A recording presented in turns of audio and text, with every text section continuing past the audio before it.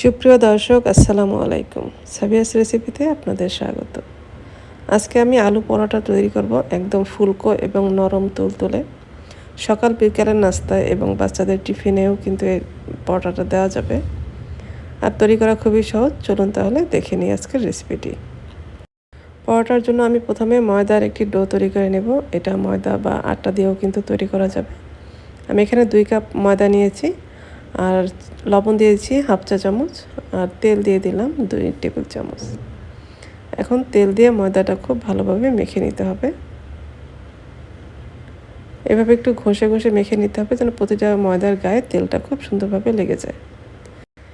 তারপর আমি এখানে নর্মাল তাপমাত্রার পানি দিয়ে একটি ডো তৈরি করে নেব। আমরা নর্মালি বাসায় যে পরোটা বানাই, ডোটা কিন্তু অনেকটা সেরকমই হবে। পানিটা অল্প অল্প দিয়ে আমি ডোটা তৈরি করে নেব। দেখেন ডোটা কিন্তু অনেকটাই সফট হয়ে গেছে।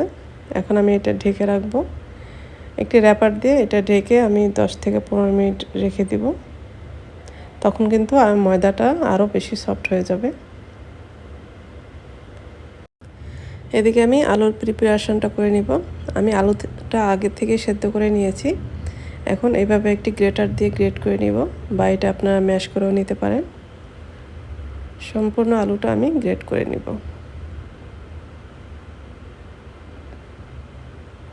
আলুটা গ্রেট করা হয়ে গেলে তারপর আমি চুলায় একটি প্যান বসিয়ে দিয়েছি। এখানে আমি 2 টেবিল চামচ তেল দিয়ে দিলাম। তারপর এখানে আমি পেঁয়াজ কুচি দিয়েছি 3 টেবিল চামচ।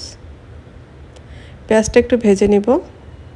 পেঁয়াজটা একটু ভেজে নিয়ে তারপর এখানে কাঁচামরিচ কুচি দিয়েছি 2 টেবিল চামচ।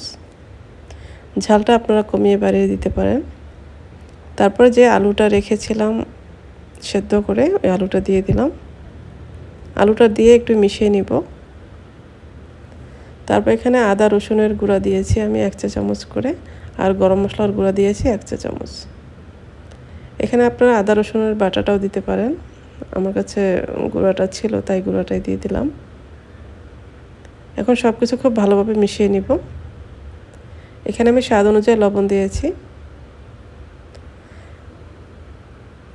তারপর যে ম্যাগি মশলা কিনতে পাওয়া যায় বাজারে, 1 প্যাকেট ম্যাগি মশলা দিয়ে দিলাম। এটা দিলে খুব সুন্দর একটি ফ্লেভার আসবে। এখন আমি চিলি ফ্লেক্স দিয়ে দিলাম 1 চা চামচ। এটা পুরোই অপশনাল। কেউ যদি ঝাল কম খেতে চান তাহলে এটা বাদ দিতে পারেন। ধনিয়া পাতা কুচি দিয়েছি 2 টেবিল চামচ। এখন এটা ভালোভাবে মিশিয়ে নিলে কিন্তু আমাদের এটা রেডি হয়ে যাবে। এতে আমাদের এটা তৈরি হয়ে গেছে। আমি এটা নামিয়ে এখন রেখে ঠান্ডা করে নিব। এদিকে আমাদের ময়দার ডোটাও কিন্তু একদমই রেডি। এটা কিন্তু অনেক বেশি সফট হয়েছে এখন আমি এটা আরেকটু ভালোভাবে মথে নিব। তারপরে এখান থেকে আমি লেচি কেটে নিব।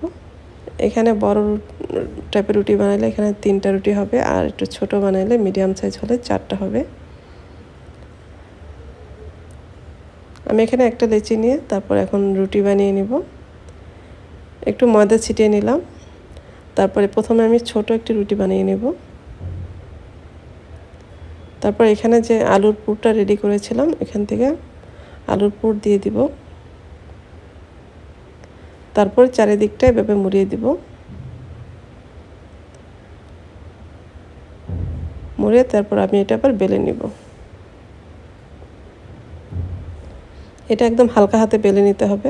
বেশি জোরে চাপাচাপি করলে দেখা যায় আলুর পুরটা বের হয়ে যাবে। এখন আমি এটা ভাজতে চলে যাব। ভাজার জন্য চুলায় আমি একটি প্যান বসিয়েছি। প্যানটা একটু গরম হলে তারপর আমি রুটিটা দিয়ে দিলাম। রুটিটার 2 পাশটা একটু সেঁকে নিব। তারপরে আমি এখানে বাটার দিয়েছি 1 টেবিল চামচ। এখানে কিন্তু বাটারের পরিবর্তে আপনারা তেলটাও দিতে পারেন। বাটারটা দিলে স্বাদটা খুবই ভালো আসে।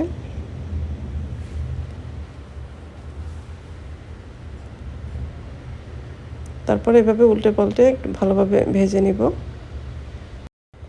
এই পরোটাটা যেহেতু একটু মোটা হয়, এজন্য একটু সময় নিয়ে কিন্তু ভেজে নিতে হবে। এটা কিন্তু অনেক বেশি ফুলকো আর একদম সফট হবে পরোটাটা। খেতেও কিন্তু অনেক বেশি মজার হয়। এই তো আমাদের একটা পরোটা ভাজা হয়ে গেছে। আমি এখন এইভাবে সবগুলি পরোটাই ভেজে নিব। এই তো আমার তৈরি হয়ে গেল খুবই মজার আলু পরোটা। আশা করছি আজকের রেসিপিটি আপনাদের ভালো লেগেছে। ভালো লাগলে লাইক, কমেন্ট এবং শেয়ার করে দিবেন। যারা আমার রেসিপিগুলি ফেসবুক থেকে দেখেন পেজটি ফলো করার অনুরোধ রইল। আর যারা ইউটিউব থেকে দেখেন চ্যানেলটি সাবস্ক্রাইব করার অনুরোধ রইল। সবাই ভালো থাকবেন। পরবর্তী রেসিপি দেখার আমন্ত্রণ রইল। আজকে এ পর্যন্তই। আল্লাহ হাফেজ।